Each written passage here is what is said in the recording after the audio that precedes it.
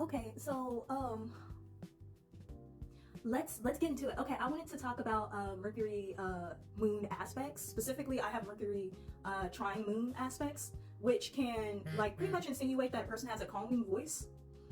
Whenever Mercury touches a planet, it can definitely change the way that a person would usually sound with this placement. So Mercury and Cancer typically have a nurturing, motherly voice, and then if you start if that Mercury starts aspecting, it can add other attributes to the voice. Now, am I saying that you will be a person, like if you have good aspects to Mercury, you'll be a person that can flow from one voice to another? Now, that is very possible, but it's also very possible that if you have challenging aspects, and I would say this more for people with challenging aspects to Mercury, that those challenges with speaking could propel you into voice acting.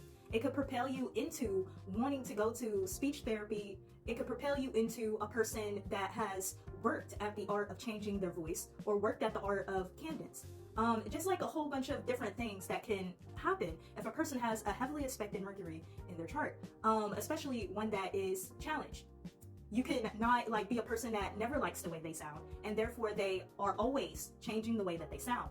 So I find that incredibly interesting. For a person like me with a smooth Mercury, I'm not good at like changing my voice. I definitely do try to change my voice, but I find it pleasing the way it is. Like, do you see the ease? It makes it like where it's like, oh well, I don't really want to change my voice. I don't want to train my voice to be able to do other things like other people that have challenges. Like, I'm not going to go seek voice careers or anything like that. This is it. This is the way it is. This is the way I like it. So my Mercury is sextile Venus, just like everyone else's, because Venus and Mercury don't really move that far apart from each other. Given that they move, Mercury moves faster, but Venus is always like either in a sextile or much closer to Mercury, like sextile or conjunct. So most people either have a sextile to Venus or in conjunction to Venus, or just plain old nothing. It's very possible that Mercury doesn't make any aspects to Venus. I digress though, but what I'm saying is that Mercury does have like an ease to all of my planets pretty much. I've never really had like an issue communicating, except for the issue with my Mercury being in the 12th house, meaning I receive gigantic downloads. So I talk a lot. Most of the time I had to speed up the way that I talk because I have so much to talk about. So Mercury trine the moon, people can find you, like, again, people can still find you very mothering and sometimes overly mothering.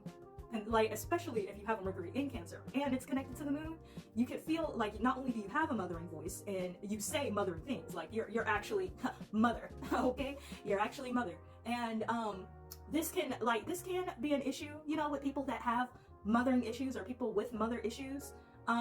You could definitely trigger people whenever you do speak, especially when it's like about people taking care of themselves. People could want to, whenever you come around, people could want to take care of themselves or want to take care of things. Like, people could want to start picking up things around their house and doing their chores whenever you come around, because they think that you will start judging them, because like most Cancers, you have mother's judgment, like, oh, this baby's not doing so well, this place look crazy, so yeah. People could also really not like you because of the fact, those mother issues. And they could be wanting to get away. A lot of people want to get away from mothering aspects in their life. A lot of people want to get away from nurturing people. A lot of people want to get away from compassionate people because they, when people have a mother growing up, they want to pull away from things like that, as it is natural to want to explore and you know what I'm saying? Not that people want to get done dirty, it's just that they don't want to be around that kind of presence anymore. They don't want to be around a presence that like makes sure that everything is literally going smoothly and is angry or upset when you didn't do the thing that they told you to do. The moon is a very commanding presence. Like, it's soft, but it's commanding. It's much like the sun. The sun is harsh, illuminating, and commanding. And the moon is not. The moon is not about to, well, actually the moon can. Hold on, I'm sorry, I have to I have to think about something else. But yes, the moon is also very healing. So very healing, very like a diet heavy person kind of energy. Just to have that trine with Mercury, you could really be like an empath. That Mercury trine moon can be a real empath, can be a real psychic sponge, especially when it comes to the human condition, the human emotions, and everything like that. It only takes a little bit of looking into somebody's face for a moon trine Mercury to understand that something's not okay. You know, much like when you were younger and you were trying to hide that you were being bullied at school from your mom because you wanted to handle it yourself. And your mom went up to the teachers and talked to them because she already knew what was going on. She already knew what was going on by looking at you. You looked rough. Your energy looked rough when you came in the house. You didn't come in the house like you usually do. You know, mom already knew there was something going on. So moon trine Mercury is a lot like that. And it's like, yes, you can be like psychic, but your kind of psychic is more so on the physical plane rather than Neptune, where it's like, oh, I dreamed about this situation. I know exactly who's doing it. I know exactly what's going on.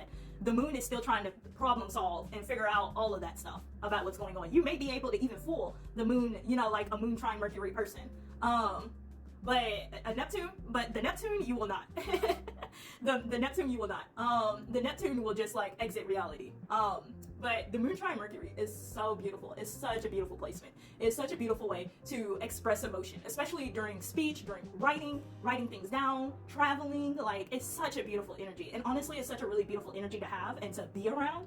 No, I love my moon trine Mercury, just period. Especially if it's trine Scorpio. A moon trine Scorpio? Absolutely. Getting down to it. Detective. Like, inspector. Like, they absolutely know what is going on, and is usually in control at all times of what they're trying to say or what they're saying to you, especially if they wrote it down. They done already had your argument for you, and then came back, felt how you felt how they felt, and literally solved the entire conversation. You was not even there to be a part of it. You don't know what you were about to walk into.